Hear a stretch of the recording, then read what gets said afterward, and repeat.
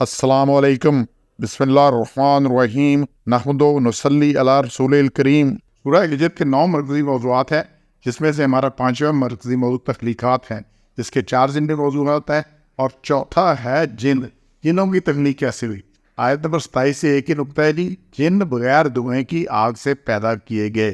والجان، اور جان جن کی جمع ہے، خلقنا ہو، ان کو تخلیق کیا گیا، پیدا کیا من قبل، اس سے قبل انسان کی پہلے بات ہو رہی تھی انسان کی تخلیق کی، تو اس سے قبل انسان کی پیدائش سے قبل میں نار سموم، آگ بے دھوئیں کی، ایسی آگ جس میں دھواں شامل نہیں تھا، اس سے پیدا کیا گیا۔ وہ کون سی آگ؟ جن آگ کی لپٹ، لو سے پیدا کیا گیا۔ یہ جو آگ ہے اس کے اوپر کا جو حصہ ہوتا ہے، شعلے کا جو بلائی حصہ ہوتا ہے، اس میں حدت زیادہ ہوتی ہے، اس میں حدت زیادہ ہوتی ہے، گرمی زیادہ ہوتی ہے، اور اس میں وہ اسی لیے اگر برتن رکھے جو اگر آگ نیلی نہ ہو، نیچے سے لال لال ہو، تو برتن پہ کالک آ جاتی ہے، سیاہی آ جاتی ہے جو اوپر ہے، اور صحیح جا رہی ہے اوپر کا جو حصہ ہوتا ہے تو پھر وہ صحیح چلتا ہے، اس پہ برتن پہ بھی نشان نہیں پڑتا۔ تو ابلیس جن تھا، چونکہ اس وقت اس کو کیا گیا نہیں، جب سجدہ کیا گیا تو سب کہا گیا ان کو کہ تم نے سجدہ کرنا ہے۔ یا ایک چیز ذہن میں رکھیں کہ جن اپنی شکل و صورت بدل سکتے ہیں، یہ دیو، بھوت، پری، سانپ کی شکل میں انسانوں کے سامنے نمودار ہوتے ہیں۔ اسی لیے حدیث ہے کہ سانپ کو مارنے سے پہلے کہہ لو کہ اگر جین ہو تو چلے جاؤ۔ قرآن میں بھی جان کا لفظ سانپ کے لیے استعمال ہوا ہے، تو جان سانپ کے لیے بھی استعمال ہوا ہے، یہ سورہ نمل کی آیت 10 میں ہے، پھر اس میں استعمال ہوا ہے، اور باقی بھی یہیں پہ اسی صورت میں آگے آ رہا ہے کہ اس میں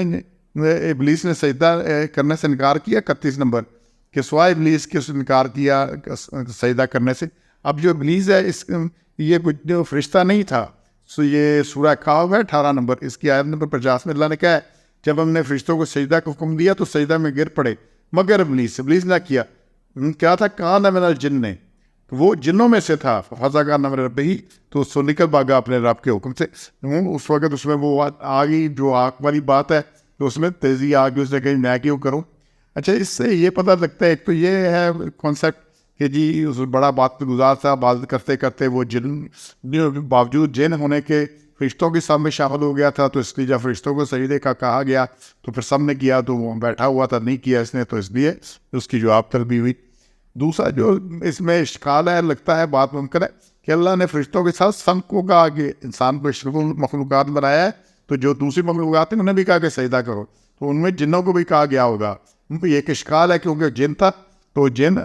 اس نے انسان کو سجدہ کرنے کا کہا تو نہیں کیا۔ بہرحال جو بھی کوئی صورتحال تھی، اس نے سجدہ کرنے سے انکار کیا، لیکن اللہ نے یہاں پہ آ رہی بات کہ اس کو آگ کی لپٹ سے بنایا، اور یہی بات سورہ انعام کی آیت 15 میں بھی ہے کہ جو ہے بنایا گیا جن،